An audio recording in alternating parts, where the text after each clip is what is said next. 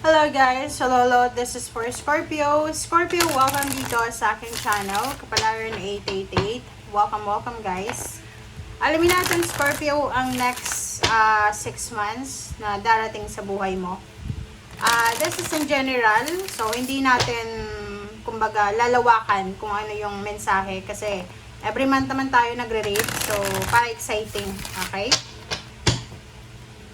Kunin lang natin yung hint.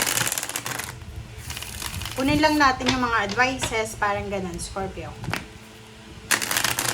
Okay, unahin natin ang advice sa inyo ng inyong mga spiritual guides and helpers. So, kumuha tayo dito ng 2 cards.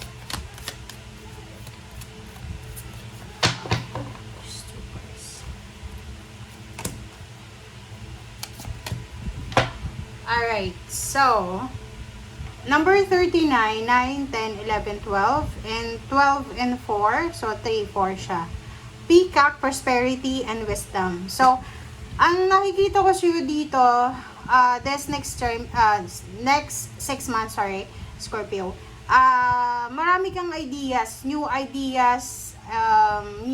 knowledge, kung paano ka magiging prosperous. Kumbaga, sa 6 months na to, July hanggang December, marami kang maiisip na pwedeng pagkakitaan. Marami kang maiisip kung paano ka kikita ng malaking halagang pera.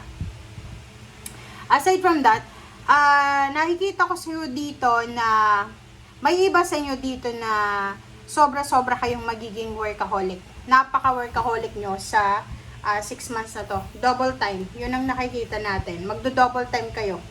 Okay? So, let's check. Kumuha tayo dito ng 6 cards, guys. 6 cards. Pasensya na kung ganito pagbalasa ko, guys. Masakit kasi ito sa kamay. Saka malaki to. Matigas. Masusugatan kayo.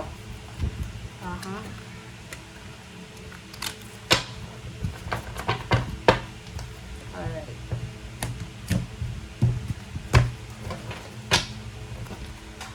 Okay. 2 of Cups. Wow. The Devil. King of Swords. Temperance. Hierophant. Wow. So, looking forward ka talaga sa future mo. So, yung 6 months na to, guys, ay nakafocus ka lang papunta sa future mo. Tingnan mo sa Page of Wands.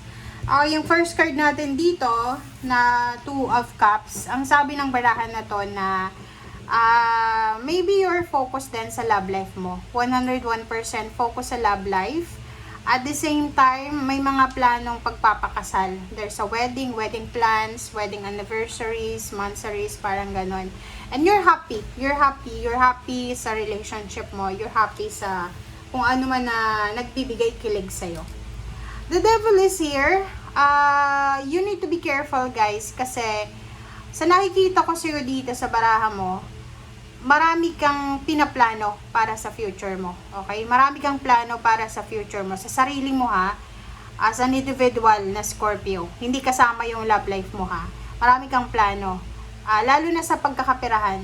But the problem is, possible na yung love life mo ang maging sagabal sa mga plano mo. Ano yung una na, eto guys, makinig kayo, pinaka-posible ito. Gusto mong pumunta ng ibang bansa. Matagal mo na yan na plano, pero ang problema, ayaw kang payagan ng asawa mo, ng boyfriend, ng kalibin, or kung sino man siya. So, siya ang sagabal. Your love life, Scorpio, siya ang magiging sagabal, hadlang sa direksyon na kung saan mo man gustong pumunta. Okay? Relationship, guys, ang siyang magiging sagabal. So, sa nakikita ko sa'yo dito, siguro kailangan mong magpasensya, kailangan mong maghintay sa 6 months na to. Kasi parang sa nakikita ko sa'yo dito, kailangan mo ng kasama eh. Kailangan mo tong love life mo na to. So, parang yung pangarap mo siguro isa-set aside mo muna. Isa-set aside mo muna yung pangarap mo para sa love life mo. So, nakafocus ka ngayon, Scorpio, sa iyong love life. Alright, let's clarify, guys.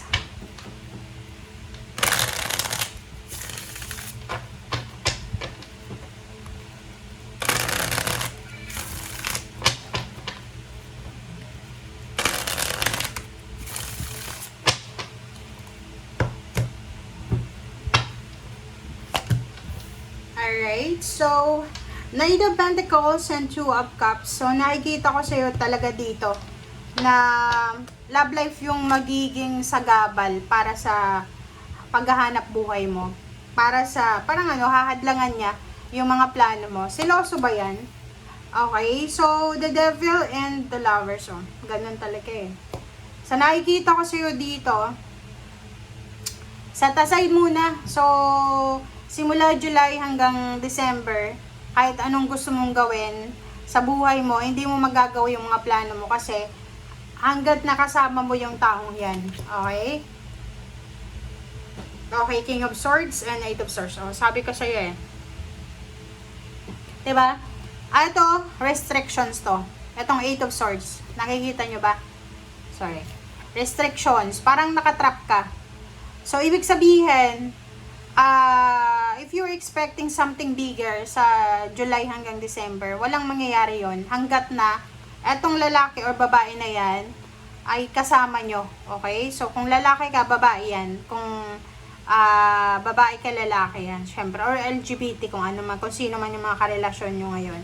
So, nakikita ko sir dito na nakatrap ka sa kanya. So, isa-set aside mo yung personal plans mo para dyan sa relationship. Diba? Wheel of Fortune is here. So, sabi ng Wheel of Fortune sa'yo dito na wala eh. Yung plano mo, divine timing na sana na mangyayari ngayon eh. The problem is, etong taong to na nakakonect sa'yo, nakatouch sa'yo sa ngayon, talagang hahadlangan niya lahat ng pangarap mo. Kumbaga, walang mangyayari sa The Wheel of Fortune kung hindi ka kakalas dyan sa taong yan. Hierophant, sinasabi ng bara sa'yo dito, may mga pagbabago na darating sa buhay mo. Pero parang yun na nga, you're against the flow. Pero konting tiis, konting tiyaga pa. Okay, makakamit at makakamit mo din. Seven of Wands, sinasabi ng bara sa'yo dito, talagang poproteksyonan mo kung sino man yung taong yan, nakapartner mo ngayon. Sabihin natin boyfriend, girlfriend, asawa, kalibin, basta poproteksyonan mo yung kalibin mo kaysa sa pangarap mo. Page of Wands, tsaka the Hermit. So, sa nakikita ko sa'yo dito, medyo medyo kailangan mo ng clarity. Okay? Yung 6 months mo ngayong July hanggang December ay medyo magulo. Magulo, bakit? Alam niyo, ito yung sasabihin ko sa inyo, Scorpio. Pwede ko yung makawala yan. Makawala dito sa 8 of Swords kung magde-decision kayo. Meron kayo, it's either tao yan, or past, or trauma, na hindi nyo binibitawan. Kailangan yung bitawan siya para makamove na kayo sa next level. Okay? Ang Hermit na to, sinasabi ng baraha, yung 2 of Cups mo, kailangan mo ng Hermit. Ano yung ibig sabihin? Baka nabubulag ka sa relationship na yan. Masyado kang in love. Masyado kang namamanipulate. Parang ganon. So, sinasabi ng Barasio dito na sayang yung pangarap mo, sayang yung buhay mo, kung mag-i-stay ka lang dyan sa isang sitwasyon na alam mo na outdated na. Okay? Sinasabi ng Barasio dito, maghanap ka ng tao na tamang tao na susuportahan ka, hindi yung pipigilan ka sa pag-asenso mo. Kasi mali yun, guys. 'Di ba? Ang nakikita kasi natin dito, parang mag-boyfriend, girlfriend. Yung isa gustong pumunta ng ibang bansa para magtrabaho, hindi pinapayagan. Okay? Hindi pinapayagan kasi natatakot. Baka magloko sa ibang bansa or baka, yun na nga, mag-cheat. So, sa nakikita ko sa'yo dito, you're against the flow. You're against the flow ng prosperity mo. Ibig sabihin, may prosperity na nga dito eh, 'di ba? Pero you're against the flow. Na parang sinasabi sa'yo ng universe, uy, Scorpio, kilos na. Ngayon na mismo, pumunta ka na doon. Pero hindi eh. Okay? So, nakikita ko sa'yo dito na kailangan mo talaga ng pasensya. Pasensya yung kailangan mo eh. Kasi pag nawalan ka ng pasensya dito, may stress ka. Magkaka-anxiety ka sa sobrang pag-iisip. Okay? Masusobrahan ka na naman sa thinking mo, mag-overthink ka na naman. Okay, so, yun. Kung gusto mo, Scorpio, ano man ang attachment, ano man ang partnership na meron ka sa ngayon, mapa-business man yan, tapos gusto mong mag-launch ng ibang business, pag-isipan mong mabuti kasi ikaw yung kawawa dito. Okay? Personally, ikaw yung kawawa. Kasi, ang taong yan, kung sino man yan, ano yun eh, like, wala siyang pakialam kung ano yung mararamdaman mo. Ang pakialam niya lang is yung, i-secure yung emotion niya.